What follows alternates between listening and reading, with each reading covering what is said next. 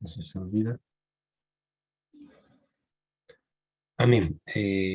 Muy buenas tardes, mis hermanos. A veces es difícil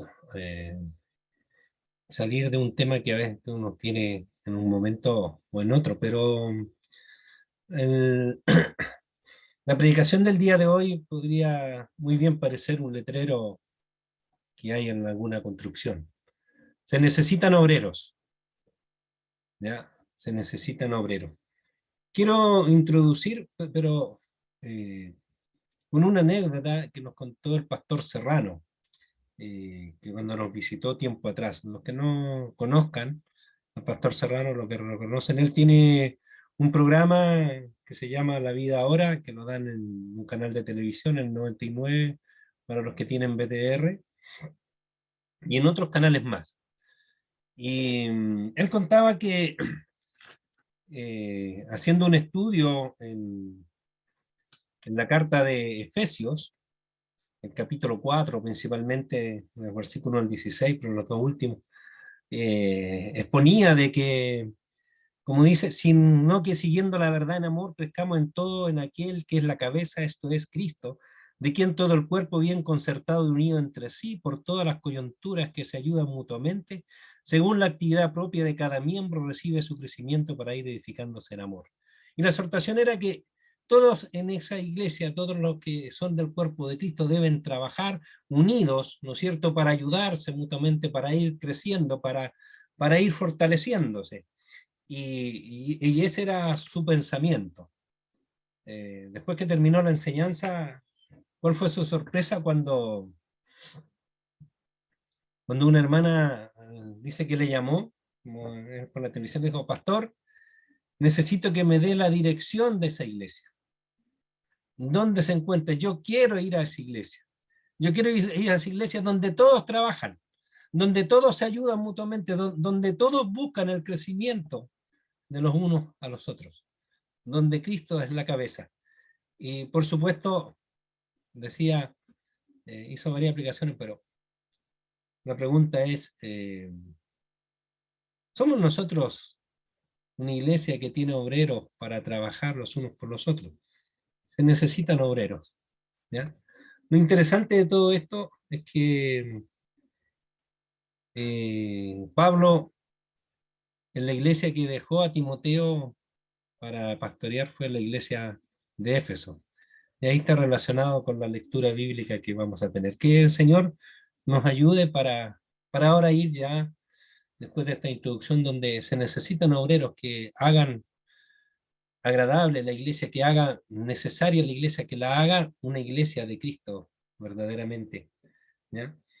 Y vamos a tener nuestra Biblia abierta, a pesar de que vamos a ir por varios lugares, pero principalmente aquí en el capítulo 2 de Segunda de Timoteo, el versículo 15. Eh, Comienza el apóstol diciéndole a Timoteo: procura con diligencia. La palabra que traduce esta frase, procura con diligencia, es la misma que usa Pablo en el capítulo 4, versículo 3, cuando dice: solícitos en guardar la unidad de la paz en un mismo espíritu, una fe, un amor. O sea, es una palabra que lleva una acción, es una palabra que representa, ¿verdad?, algo que debe realizarse con velocidad, que necesita un esfuerzo, que necesita un trabajo para hacerlo.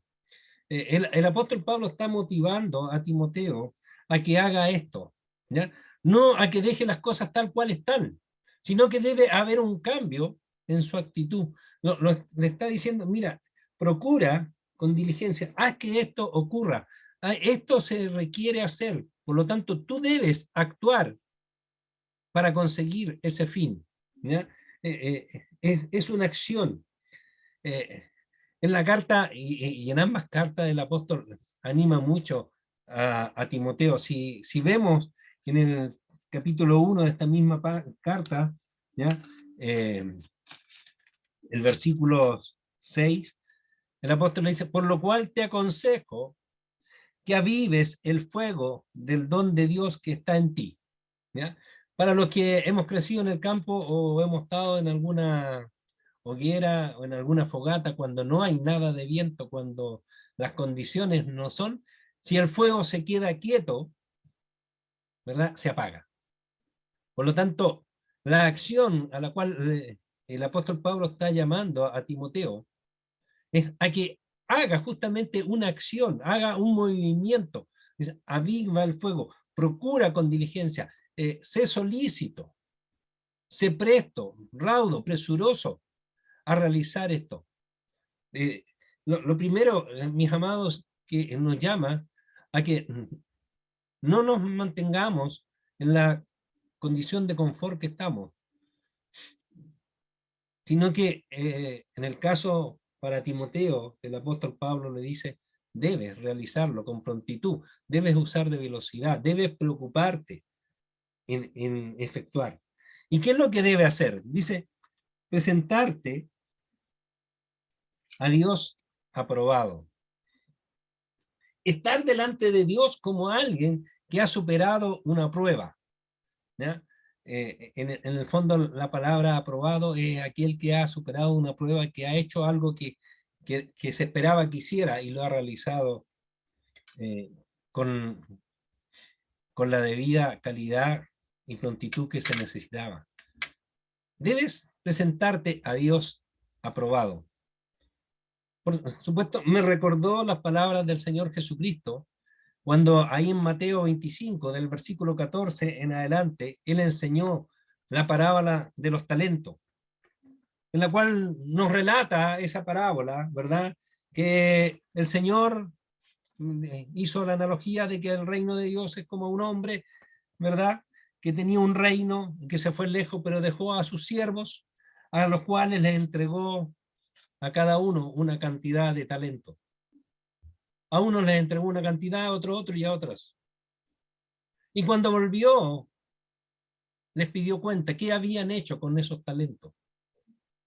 ¿Qué es lo que habían hecho? ¿Eh? Y por supuesto, hubieron diferentes respuestas. Dos de ellos habían multiplicado lo que el Señor les había dado. Pero uno no lo había hecho. Uno no fue aprobado. Los otros dos sí. Es lo mismo que el apóstol Pablo ahora le está diciendo a Timoteo de esta parábola. Tú procura diligentemente estar delante de Dios aprobado. Que recibiste un talento, que has recibido dones, ¿verdad? Para el servicio y debes utilizarlo. ¿No? Este el llamado, ¿verdad? Que los obreros que son llamados, que tienen talento, deben ejecutar su trabajo. No podemos guardar nuestro talento. Mi esposa siempre me comenta que hay un corito antiguo que no lo he escuchado, que decía, cuando venga el Señor y te pregunte por tu talento, ¿qué le dirás? No, sé que es un corito antiguo, pero no lo he escuchado yo, o al menos no estaba cuando lo han cantado. Pero lo que Pablo le está diciendo a Timoteo es esto. Debes ejercitar con prontitud, debes esforzarte en estar delante del Señor, pasando la prueba, haciendo la obra para la cual fuiste llamado.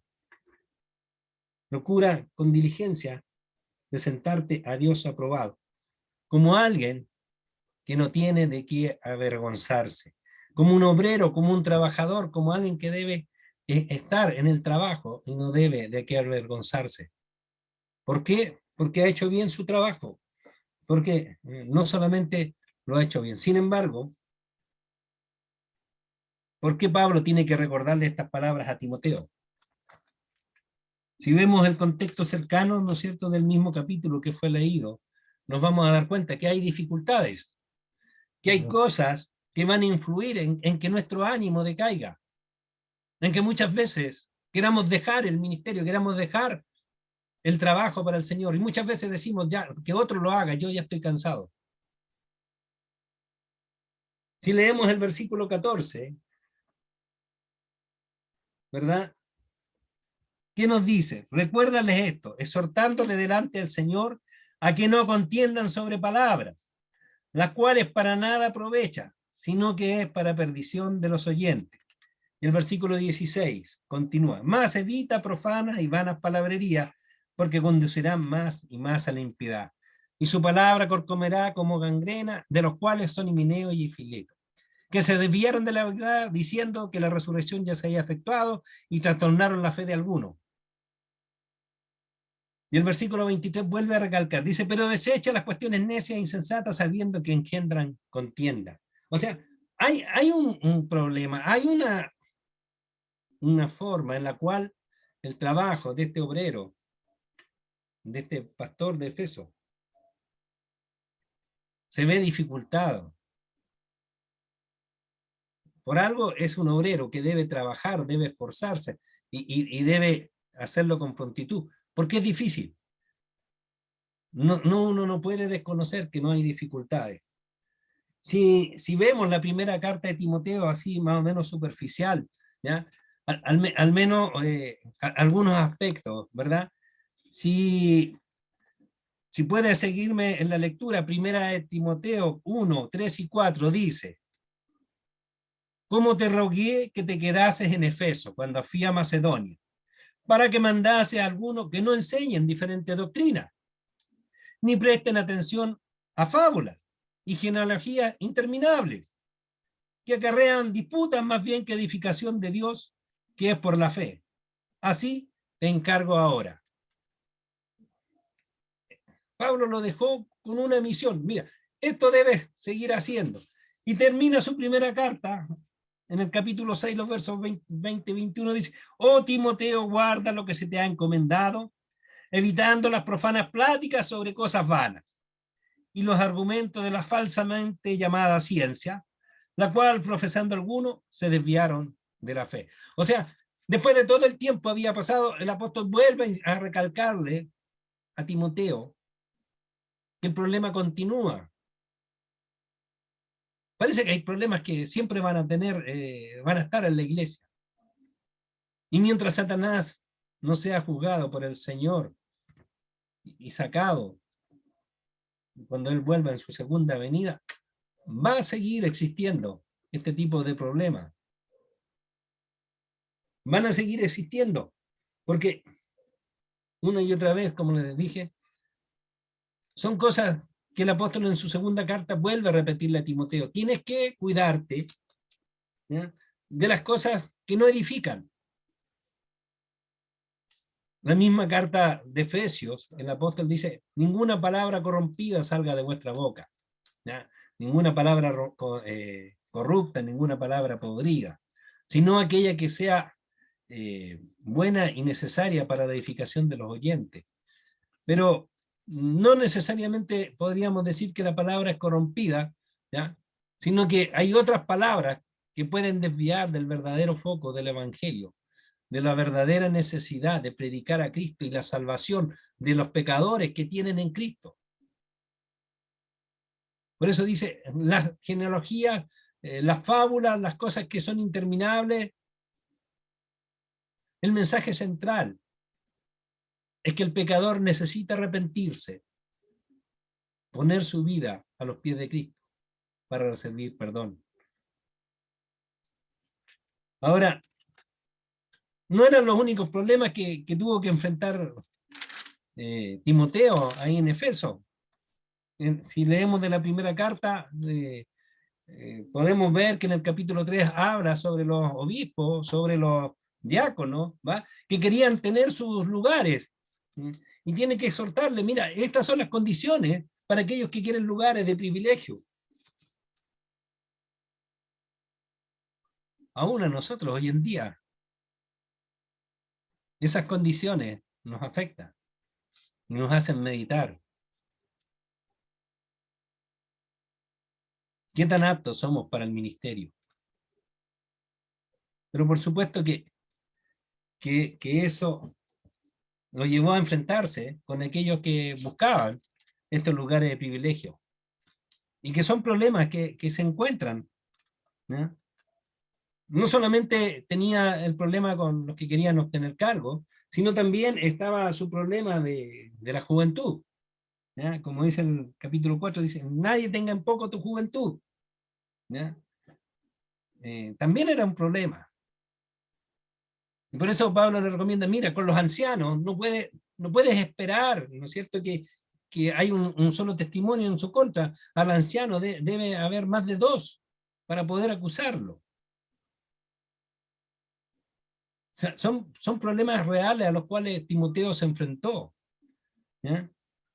Que por su juventud debía tratar y abordar temas de otros que eran más ancianos que él.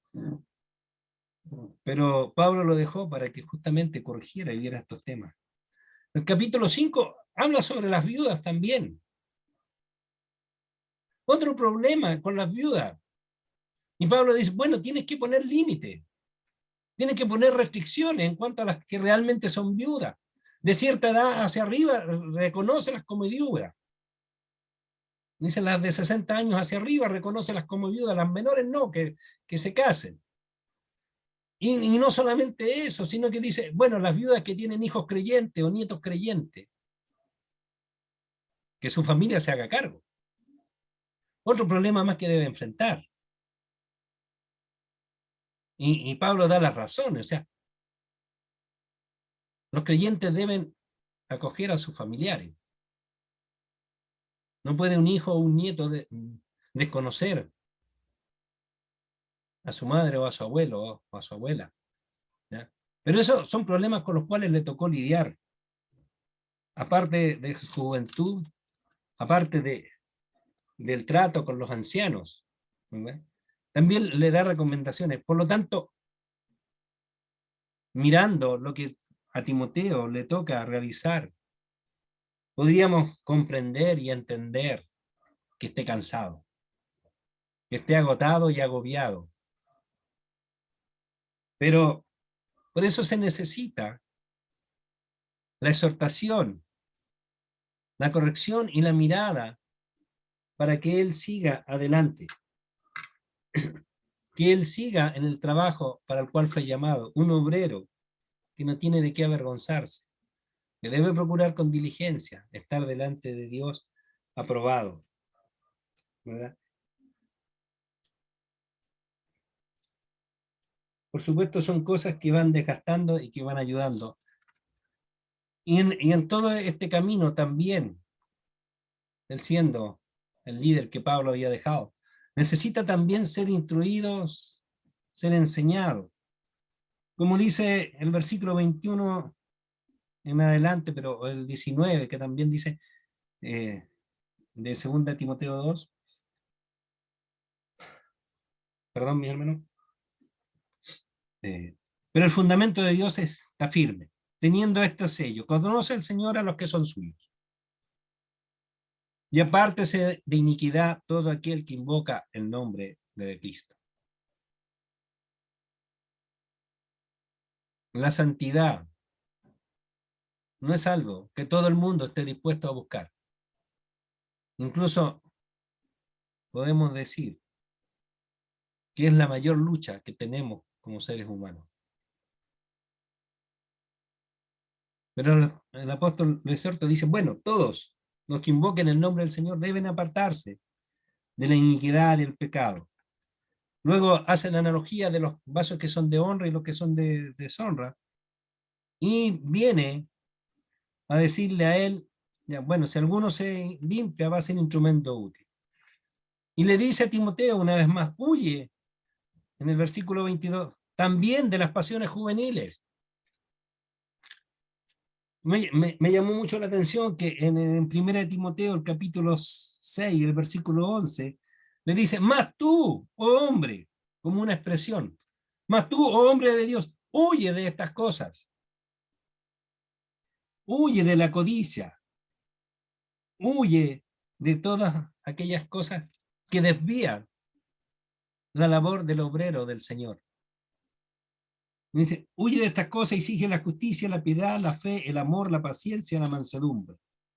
Todo el capítulo 6 ha comenzado que el peor de los males es el amor al dinero, la codicia. Pero ahora le dice, huye de tus deseos juveniles, de tus pasiones juveniles, de tus deseos de la juventud, y sigue la justicia, la fe, el amor, la paz, con los que de corazón limpio invocan al Señor. Sigue animándole, enseñándole. Por eso es necesario que el cuerpo de Cristo pueda trabajar todo unido. En este caso, el líder que Pablo dejó en Efeso necesitaba ser apoyado, necesitaba orar, necesitaba corrección, necesitaba exhortación. Todos son necesarios en la obra del Señor. Pero también en esta llamado a la santidad que le hace el apóstol a Timoteo, también hay un propósito y hay una lucha que a veces no se vislumbra. Los versículos 24 dice, ¿no es cierto? El 23 le vuelve a decir, desecha las cuestiones necias que engendran contienda. Y dice, porque el siervo del Señor no debe ser contencioso, no debe ser peleador, en otras palabras, sino debe ser amable para con todo, apto para enseñar, sufrido. Hoy en día nadie quiere sufrir, pero el siervo del Señor no debe ser contencioso, sino que debe ser amable para con todos, apto para enseñar, ya que es un don ahí, no podríamos decir, pero se podría trabajar en eso. Sufrido, sí, uno puede también trabajar en lo que es el sufrir por la obra del Señor. Dice que con mansedumbre corrija a los que se oponen, por si quizás Dios les conceda que se arrepientan para conocer la verdad. Porque ¿cuál es la situación de que los que se oponen a la verdad? Dice que escapen del lazo del diablo en el cual están cautivos, a voluntad de Satanás. Es cierto, Satanás fue vencido en la cruz, pero su victoria es solo aplicable a aquellos que reconocen la cruz de Cristo. A los que dudan, a los que no aún están bajo la voluntad de Satanás. De hecho, Pablo lo dice cuando le escribe a Efesios. Vosotros estabais muertos en vuestros delitos y pecados, haciendo la voluntad del príncipe del aire, el príncipe que quiere gobernar este mundo, el príncipe que aún a los hijos de Dios ataca. Por lo tanto, la labor del siervo no es solamente ser un siervo que debe presentarse aprobado, que no tiene que avergonzarse, sino que el producto es que van a llegar almas, van a ser salvadas y rescatadas de la garra de Satanás. Por eso no es de extrañar que en el capítulo 4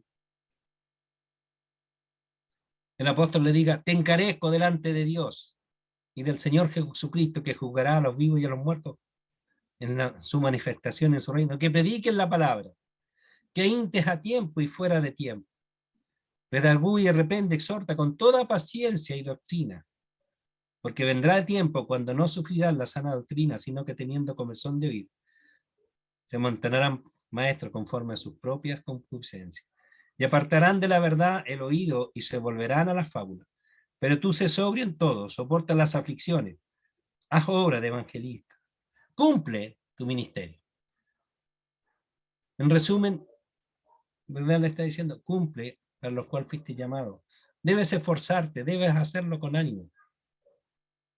Procura con diligencia presentarte a Dios aprobado, como obrero que no tiene de qué avergonzarse. Es cierto que dice que usa bien la palabra de verdad. No todos tendrán el don de enseñar, no todos tendrán el don de usar la palabra, pero sí el servicio, el motivarnos y el exhortarnos. Todos somos necesarios. Como si esa iglesia a la cual esta hermana llamó al pastor Serrano que quería ir, era la iglesia donde todos trabajaban para buscar el fin de perfeccionar a los santos, pero también la obra evangelista, llamar a los hombres al arrepentimiento, a que reconozcan su pecado, de que se vuelvan a él. Por cierto, ya para ir terminando, quiero utilizar las palabras del Señor Jesús ahí en Mateo, capítulo 9, versículo 37 y 38. para nuestra aplicación. Entonces dijo a sus discípulos, a la verdad, la mies es mucha, mas los obreros pocos. Rogad pues al Señor de la mies que envíe obreros a su mies. Enfrentamos un nuevo año, mis amados. A lo mejor usted ya está cansado con todos estos 2 años de pandemia, pero el llamado es animarle una vez más a seguir trabajando,